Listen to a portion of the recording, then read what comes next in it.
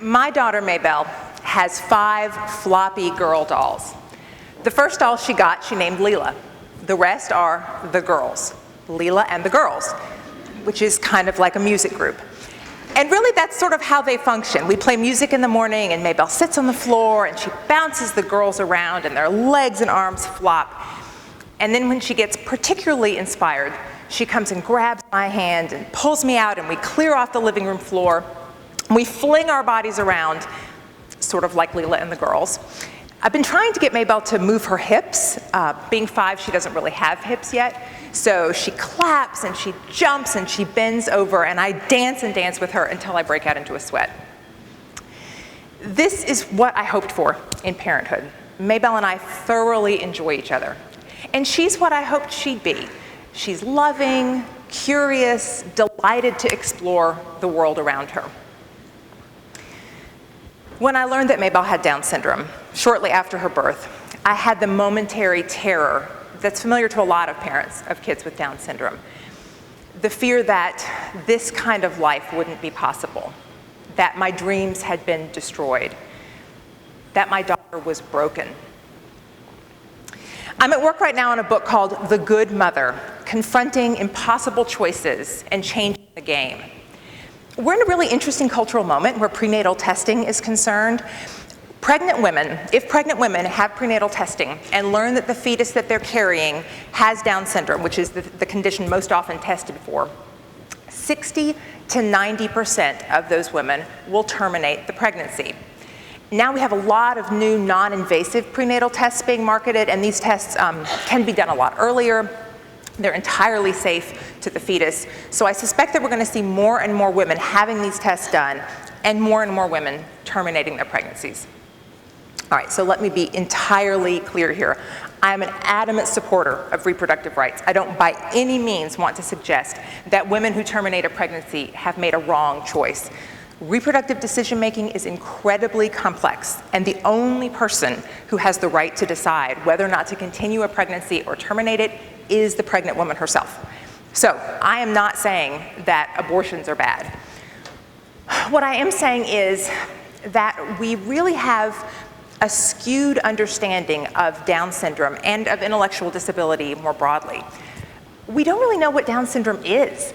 We refer to it as a defect or a disease. We see it as something that should be eradicated rather than something that enriches the world.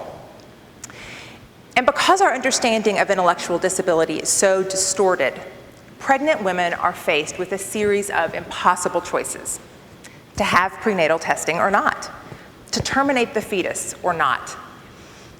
How do you make this choice? What are the criteria you use? Do you decide that a person who doesn't meet up to certain cultural expectations shouldn't be allowed to be born? Do you decide that you're going to bring a child into a world in which that child will suffer? So when a pregnant woman, when a person is forced to make a decision when there are no good options, in political theory, this is called Hobson's choice. In Star Trek, it's called the Kobayashi Maru. When there are no good options, what do you do? So I find that I'm drawn again and again to the story of the Kobayashi Maru, which we're going to watch a bit of. Sir, may I ask you a question? What's on your mind, Lieutenant? The Kobayashi Maru, sir. Are you asking me if we're playing out that scenario now? On the test, sir. Will you tell me what you did? I would really like to know. Lieutenant, you are looking at the only Starfleet cadet who ever beat the no-win scenario. How? I reprogrammed the simulation so it was possible to rescue the ship. What? He cheated. Changed the conditions of the test. Got a commendation for original thinking. I don't like to lose. Then you never faced that situation. Faced death. I don't believe in the no-win scenario. Kirk does not believe in the no-win scenario, and as this scene hinted at, when he recognized that the game was unfair, he undermined it. And this is what one group of parents has done. They recognize that they're being faced with a choice that's unfair and devastating. They recognize that they might be bringing a person they already love into a hostile world, and they decide to change the world. So ultimately, this is what I want us to consider: changing the game, changing the rules, recognizing disability as an embraceable form of human diversity. This is going to require community, individual and international, to welcome people with Down syndrome.